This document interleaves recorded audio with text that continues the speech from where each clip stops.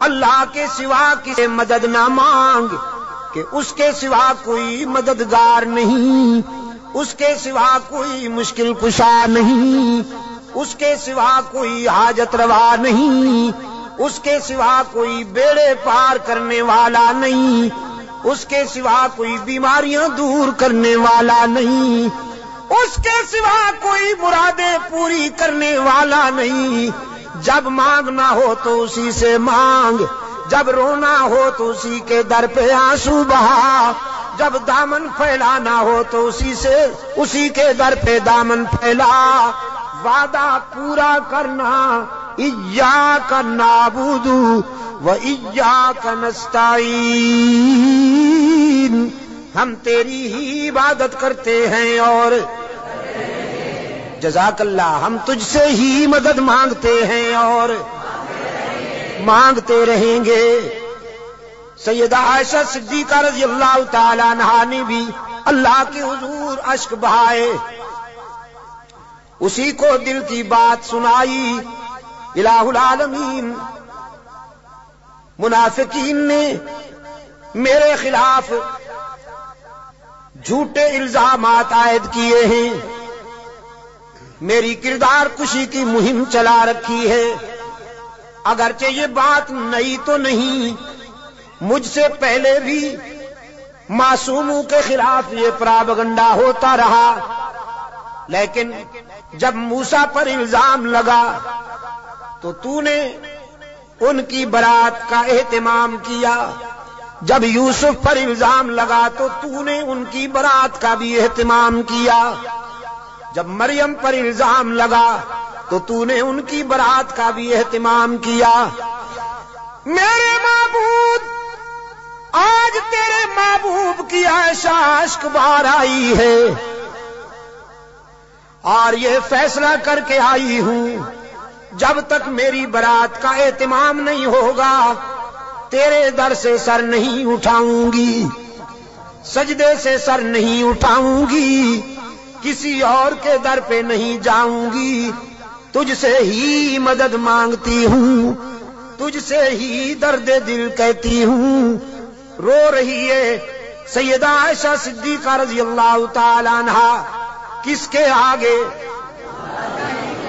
اسی کے آگے رویا کرو، اسی کے آگے اشک بہایا کرو، اسی کے حضور دامن پھیلایا کرو، ساری امیدیں اسی سے وابستہ کیا کرو کہ اس کے سوا دامن بھرنے والا کوئی نہیں، دامن خالی کرنے والے بہت، بھرنے والا کون؟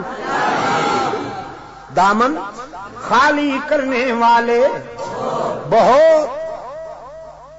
بیٹھے ہوئے ہیں فنکار، جھنڈیاں لہرا رہی ہیں، زلفیں جا رہی ہیں، چادریں اوڑھی ہوئی، قبریں سجائی ہوئی، جھنڈیاں لہرائی ہوئی، چادر اوڑھے ہوئے بیٹھے ہیں، جیسے آسمان سے اتری ہوئی چیز ہو گئی۔ اور سادہ لو انسانوں سے کہتے ہیں کچھ لے کے آؤ گے تو کچھ لے کے جاؤ گے، خالی ہاتھ آؤ گے تو خالی ہاتھ جاؤ گے، لیکن اس کے در رحمت سے صدا آتی ہے کچھ نہ لے کے آؤ، سب کچھ لے کے جاؤ، خالی ہاتھ آؤ، دامن بھر کے جاؤ۔ قال ربکم ادعونی استجب لکم ان الذین یستکبرون عن عبادتی سیدخلون جہنم داخرین۔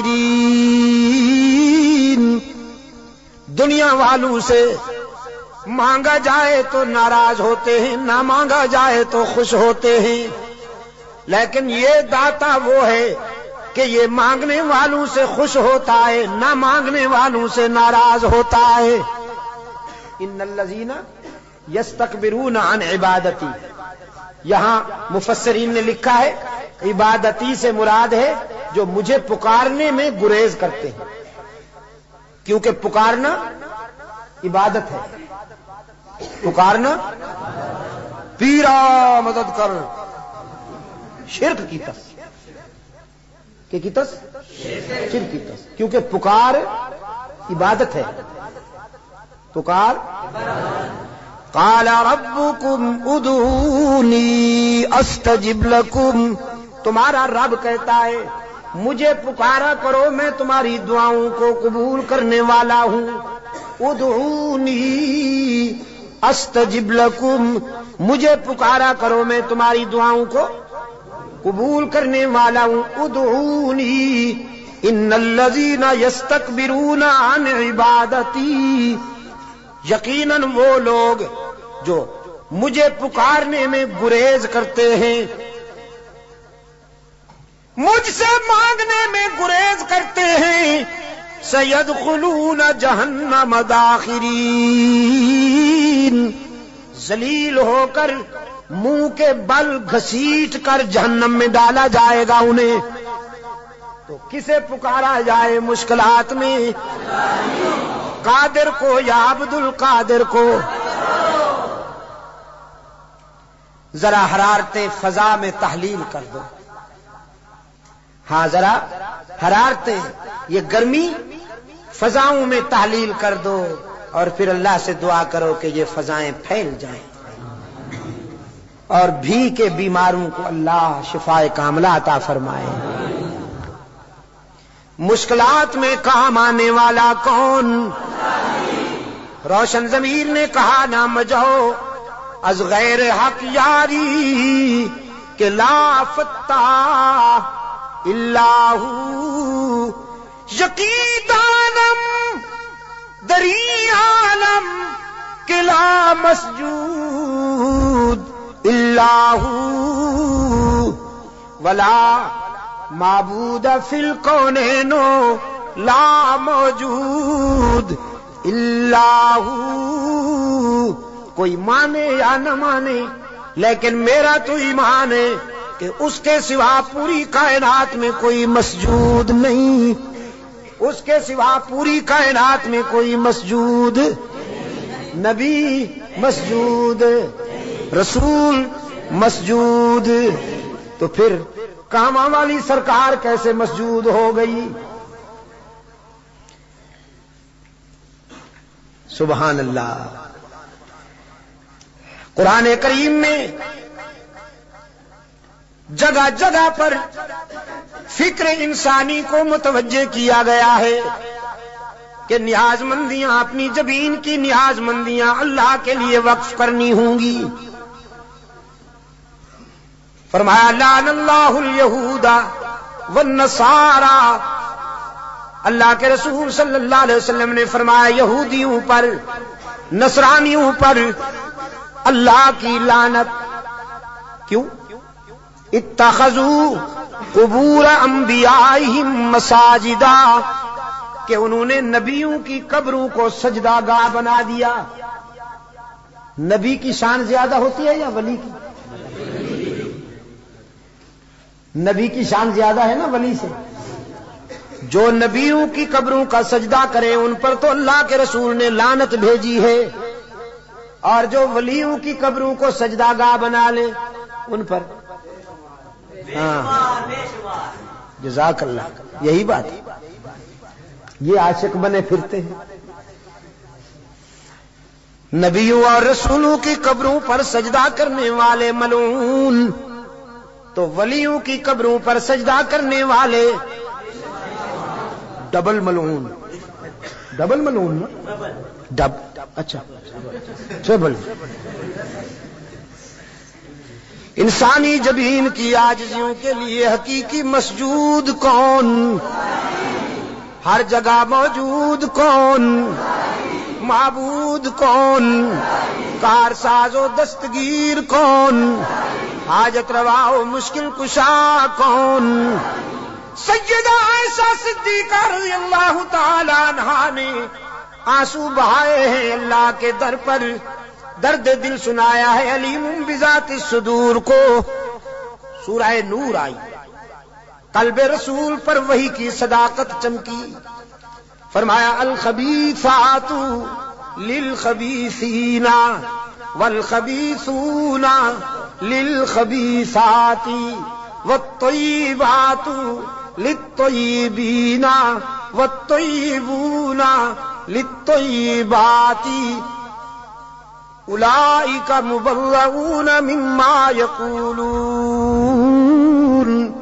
لہم مغفرۃ ورزق کریم. پاک باز بیویاں پاک باز شوہروں کے لیے، گندی بیویاں گندے شوہروں کے لیے، پاک باز شوہر پاک باز بیویوں کے لیے، گندے شوہر گندی بیویوں کے لیے قرآن ہے. آپ سمجھے کہ نہیں؟ قرآن اور کلام فطرت ہے یہ. اگر اپنی بیوی کو پاک دامن رکھنا چاہتے ہو تو خود بھی پاک دامن رہا کرو، لیکن اگر تم تاڑ جھانک کرو گے تو ادھر بھی سلسلہ شروع ہو جائے گا، تمہیں معلوم ہو یا نہ ہو. سمجھے ہو کہ نہیں؟ کلام فطرت ہے نا قرآن کریم. قرآن کریم تو راز کی باتیں کہتا ہے، کلام فطرت ہے.